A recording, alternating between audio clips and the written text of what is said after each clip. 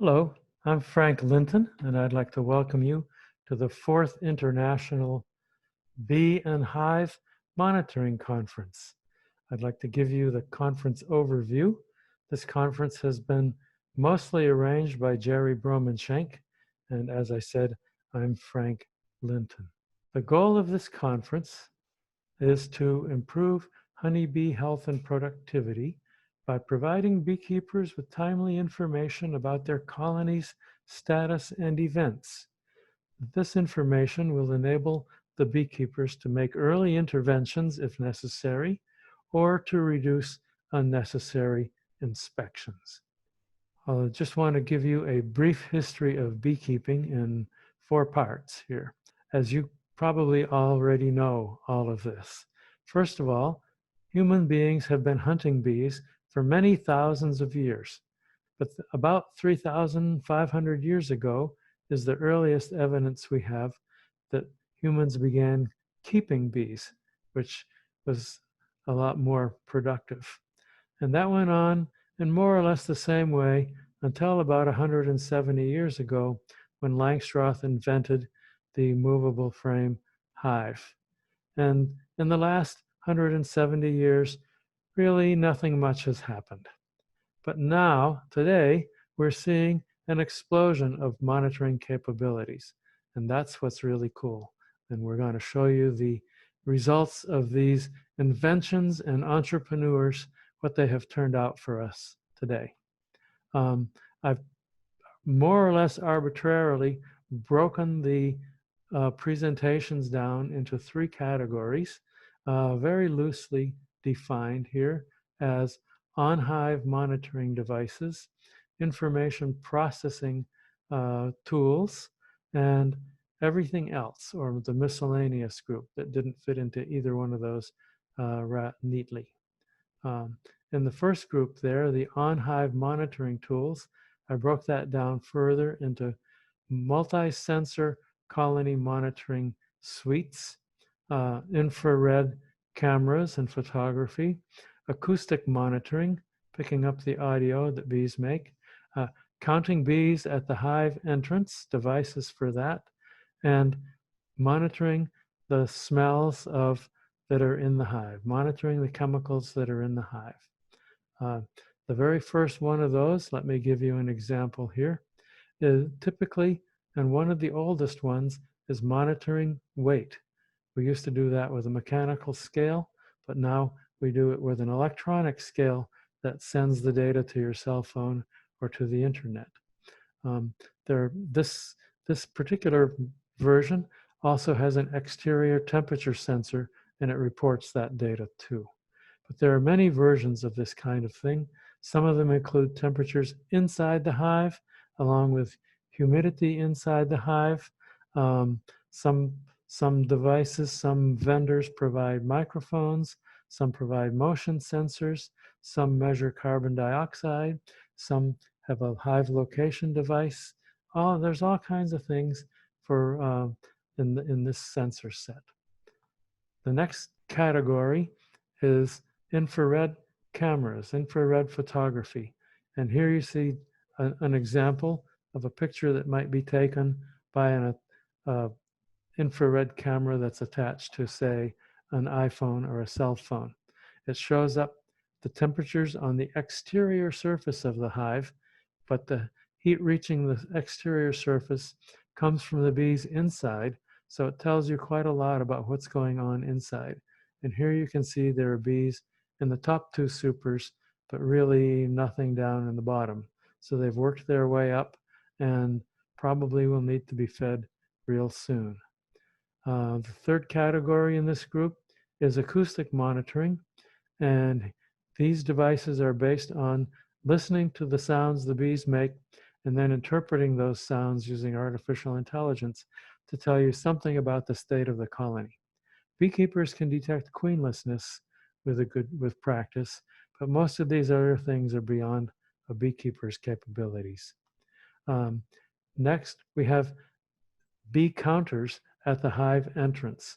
These are quite useful because they will tell you the number of foragers coming and going, They can tell you about orientation flights and swarms and robbing and mating flights and many other interesting features at the hive entrance.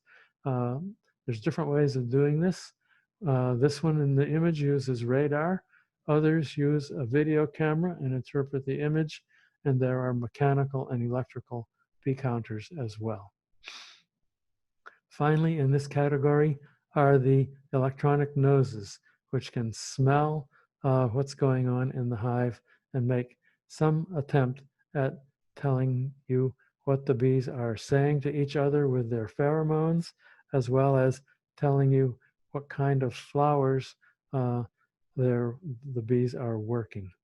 And they might also be able to tell you something else about the environment, say the smell of diesel fumes. Moving on to the information processing group now. I broke this into 3 categories: software for managing one's hives, using RFID tags, and tracking with the GPS. The software software for managing your beehives is typically, the details are typically input by the beekeeper using a smartphone, either by making selections on the screen, as in this case, or by recording audio or taking a photo. These are very good for recording the data at the time you are at the hive and then giving you an overall summary afterwards. That summary is very useful for you to know how well your bees are doing, and it's very useful to know, to have on hand when you're planning for your next visit to the colony. The next kind of item in this category is RFID tags. These are little tiny tags, typically with big antennas, and in this case, the tag is embedded in the plastic foam that makes up the hive body here. As a result, anyone with a wand and the right can tell which hive body this is, which is great for doing inventory and for knowing what's on the truck, and even for identifying stolen hives as one's own. The nice thing about RFID tags is that they are invisible and work as a good theft deterrent. Finally, in this category, we have GPS tracking devices that use the GPS for locating wherever the tracker is, which could be on a vehicle or in a hive or on any other beekeeping equipment that you want to track. And in the others category, the miscellaneous category, we have tools that deal with mites, mapping tools, thought of using different materials, and the use of robotics in beekeeping. In terms of mites, this is one of several mite zappers that are or were on the market. There are also scanners which will count the mites for you, and various laboratories that will detect viruses in the bees and provide means of doing a risk assessment based on the number of mites. Mapping software is very useful for figuring out where you might want to place your colonies in terms of resources and stressors on their productivity. And you can also evaluate the landscape, and you can use the tracker along with interpreting the bee dances to tell you where the bees are foraging, as in this case, where on the left-hand side is countryside and on the right-hand side is urban areas, and you can see the bees prefer to forage in the countryside. In terms of materials, one of the relatively new materials is styrofoam, these thick foam hives, which when stacked up like this, make a good imitation of a bee tree. The thick walls are thick like the walls of the tree, and it keeps the bees in a state that they are evolved to deal with. And finally, in this category are the robots. There's two kinds of robots in use. One is the flying drones, like you see in the little picture here. And in the big picture is an image taken from the drone, which sends live video back to the flight, to the pilot, I guess you could say. And in this case, he's carrying a queen bee in front of the drone where bee drones can smell it.